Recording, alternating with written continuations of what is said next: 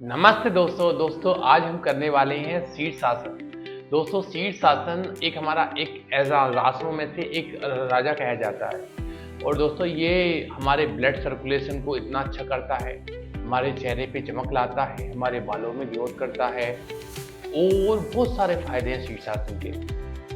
और जितना हम शीर्षासन हम करते हैं और और ये जितनी हमारी बालों की ग्रोथ और बढ़ती है, फेस अच्छा चमकीला होता है, आंखों की रोशनी बढ़ती है और शीर्षासन किन्हें नहीं करना चाहिए, जिन्हें कोई किसी प्रकार की सर्जरी हुई है और गर्दन से लेके कोई सर्जरी हुई है और कोई हाई बीपी की दिक्कत है और साइकिल की समस्या है, तो उन्हें शीर्षासन नहीं करना चाहिए, अवॉइड करना चाहिए। दोस्तों शीर्षासन में होता क्या है, हमारी बैलेंसिंग और हमारी आर्म्स कोर पे फोकस रहता है और इसी कारण ये शीर्षासन होता है। हमारी जितनी आर्म्स की जितनी मजबूत होंगे, आर्म्स मजबूत होंगे, आपकी स्ट्रेंथ अच्छी होगी, तो उतना शीर्षासन हमारा अच्छे वे पे होगा। तो आज हम शीर्षासन के कुछ अभ्यास कराने वाले हैं जो आपको काफ़ी अच्छी मदद करेंगे शीर्षासन करने में। तो दोस्तों पहली प्रैक्टिस हमारी आर्म्स की कोर के लिए है और जितना हमारी आर्म्स की कोर जितनी मजबूत होगी तो उतना हमारा शीर्षासन अच्छा हमारा बैलेंस बनेगा और अच्छी तरीके से हमारे शीर्षासन में अच्छी खासी स्ट्रेंथ आएगी। तो हमारा पहला अभ्यास हमारा कुछ इस तरीके से होगा, अपनी एक नी को अंदर की तरफ ऐसे इस तरीके से हमें इस तरीके से करना है।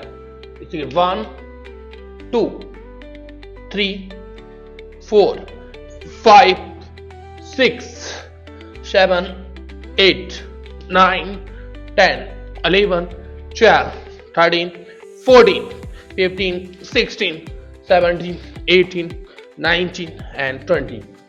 और फर्स्ट प्रैक्टिस ये थी इसकी। सेकंड प्रैक्टिस हमें क्या करना है, ये प्रैक्टिस हमें 20 से 30 टाइम्स करनी है।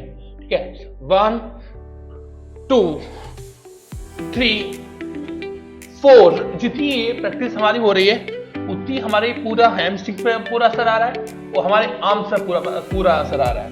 इस तरीके से 5 6 7 8 9 10 11 12 13 14 15 16 17 18 19 एंड 20।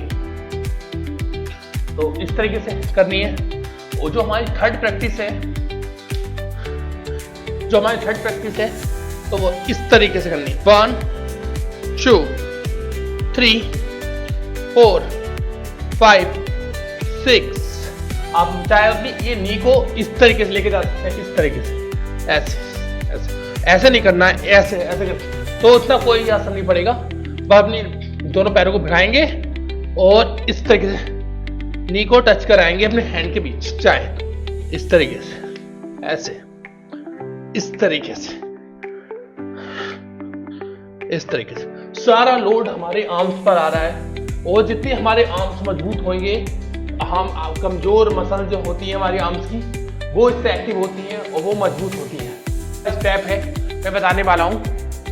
हमें जब हम बॉल का सहारा लेते हैं तो हम बॉल का सहारा तो ले लेते हैं मगर हम रात को बॉल के ऊपर ही निर्भर रहते हैं, दीवार के ऊपर ही निर्भर रहते हैं, तो हमारा वो प्रॉपर बैलेंस नहीं बन पाता।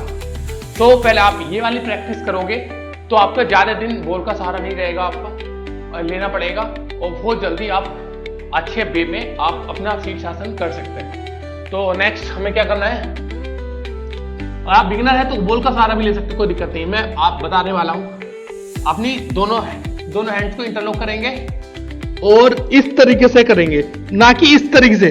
बहुत से जो शीर्षासन करते हैं तो इस तरीके से अपने एल्बोस को खोल लेते हैं, तो ऐसा बिल्कुल नहीं करना है, इस तरीके से करना है ताकि सारा लोड हमारा एल्बोस पे आए, हमारी कोर पे आए। ठीक है, अब स्लो इस तरीके से आराम से इस तरीके से ऐसा जाएंगे, ऐसे इस तरीके से करेंगे। अब आप तो वो इस तरीके से करते हुए, ऐसे रखते हुए और बॉल का सहारा लेते हुए स्लो इस तरीके से ऐसे खड़े हो जाएंगे। तो आराम से एक एक पैर को 1 बाय 1 लेग को ऐसे लेके आएंगे और फिर ऐसे।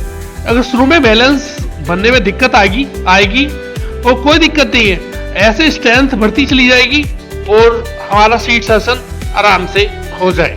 तो बहुत सिंपल है, अगर आप रेगुलरली प्रैक्टिस करते हैं तो 20 से 30 डेज में आप शीर्षासन को आप बहुत जल्दी कंप्लीट कर लेते हैं। और आप ये इस रेगुलर बेस पे ये प्रैक्टिस करते हैं तो आप 20 डेज में आप शीर्षासन सीख सकते हैं, कर सकते हैं। और आप मैंने बताया इसके फायदे बहुत सारे हैं, क्योंकि आसनों का ये राजा कहलाया जाता है शीर्षासन। तो आप इस शीर्षासन की प्रैक्टिस करिए और स्वस्थ रहिए। धन्यवाद।